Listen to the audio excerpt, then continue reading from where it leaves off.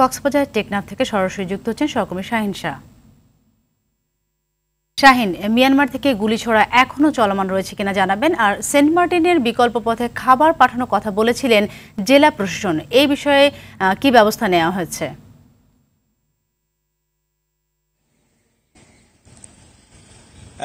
সাথী, আপনি যেমনটি বলছিলেন, আসলে গত 5 জুন থেকে কিন্তু বারংবার যে মিয়ানমারের দুষ্কৃতকারীরা এই পারে গুলি ছুটছে, বিশেষ করে টেকনাফ এবং সেন্ট মার্টিন যে নৌ রুট রয়েছে সেই নৌ রুটে কিন্তু বারংবার গুলি ছোড়ার কারণে যে মিয়ানমার সেন্ট মার্টিন এবং যে টেকনাফ নৌ রুট রয়েছে সেখানে কিন্তু জাহাজ চলাচল, ট্রলার চলাচল, বুট চলাচল সব ধরনের নৌযান বন্ধ রয়েছে। এর প্রেক্ষিতে আজকেও কিন্তু আবারও গুলি ছোড়ার ঘটনা ঘটেছে। আমি সেখানকার একজন স্পিডবোট যাত্রী যিনি মোহাম্মদ শাহিন এবং স্পিডবোট মালিকের সাথে আমার কথা হয়েছে, মোহাম্মদ কুরশেদ আলমের সাথে। তিনি জানিয়েছেন সকাল 11:30টার দিকে যখন টেকনাফ হয়ে সেন্ট মার্টিনের উদ্দেশ্যে ঘাট ছাড়েন একটি স্পিডবোট, সেখানে 5 জন যাত্রী ছিল, ওখানে বেশিরভাগ কিন্তু রুগী ছিল। তারা চিকিৎসা শেষে সেন্ট মার্টিনের উদ্দেশ্যে রওনা করেছিলেন। ঠিক সেই মুহূর্তে যখন গোলাছড় নামক একটি এলাকায় পৌঁছায় স্পিডবোটবাহী বুটটি, তখন কিন্তু মিয়ানমারের ওপার থেকে এই ট্রলার যুগে দুষ্কৃতকারী দল গুলি ছুটতে ছুটতে বাংলাদেশের ভূখণ্ডে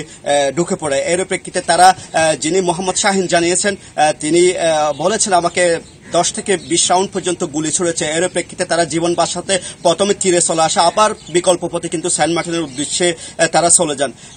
যে তথ্যটি আপনি জানতে চেয়েছিলেন, আসলে যে তথ্যটি জানতে চেয়েছিলেন, এখন পর্যন্ত যে আসন্ন ঈদুল আজহা উপলক্ষে এখন পর্যন্ত সেখানে খাদ্য পৌঁছানোর কোনো ব্যবস্থা করা হয়নি। তবে প্রশাসনের পক্ষ থেকে বলা হচ্ছে তারা এই খাদ্য সামগ্রী পৌঁছানোর কথা ভাবছেন। সেন্ট মার্টিন এলাকাবাসী জানিয়েছেন দ্রুত এর পরিত্রাণেরও দাবি জানিয়েছেন, না হয় তারা অন্য। ধন্যবাদ আপনাকে।